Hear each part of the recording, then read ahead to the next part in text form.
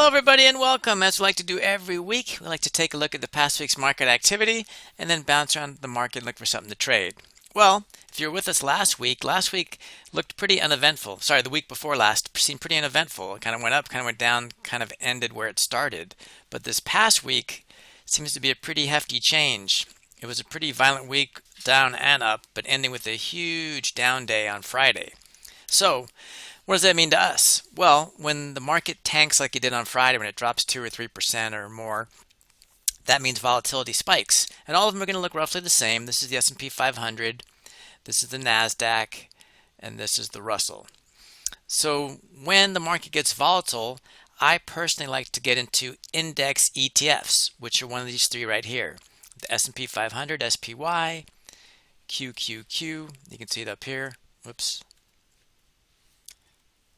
QQQ right there, and then IWM.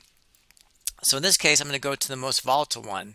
And the reason I like to do this, and in this case Q, which is generally the most volatile of the three indices, in this case is the most. You can see it's up here at 77. Obviously a huge spike last week. So the reason I like to trade index ETFs in highly volatile situations as opposed to individual stocks is because by definition, index ETFs are more diversified. So what I mean by that is, for example, the S&P, if we go here, this ETF is the S&P 500. So this is essentially 500 stocks lumped into one big thing called an ETF. So if one or two stocks go crazy or 50 go crazy and 450 stay normal, obviously the SPY is going to be not have these wild moves as most times as an individual stock would, because there's 500 stocks lumped together, so you kind of even each other out. Same thing with S&P 500. There's a few hundred stocks inside this ETF, and IWM, similar situation. So since the market got volatile, of the three indices, the QQQ is the most volatile, as we just showed with the 77 down here. So we're going to trade the QQQ, and I'm going to what they call skew this a little bit to the downside, meaning I'm going to leave a little bit more room on my Iron Condor this week, and this is purely my assumption that the stock has more room to move to the downside than the upside. So that's it. I'm just going to cushion it a little bit more to the downside. So how do we do that? So we go to the trade page, we go as close to 45 days as possible. This will be 53 tomorrow, and it's also a monthly expiration cycle, which means it's more liquid as well. And I've saved us the trouble of going through all the strikes till we find what we need. We'll say the stock price right now is at 307. So essentially we're going roughly $30 up on the call side, and you can see to 336. We still have the 336. And on the put side, we're a little bit further away. We're about $33 away on the put side. And then of course we buy the call and the put that are $2 away to create a $2 wired Iron Condor.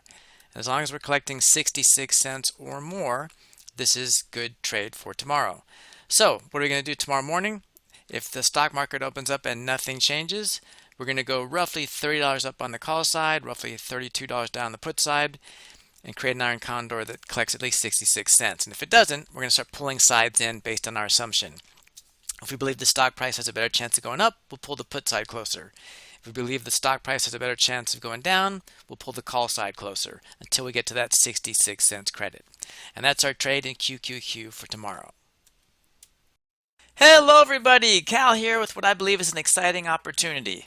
But just before we get started, I want to make sure you're aware that I do have quite a few courses up on Udemy. All the ones that are available are listed here.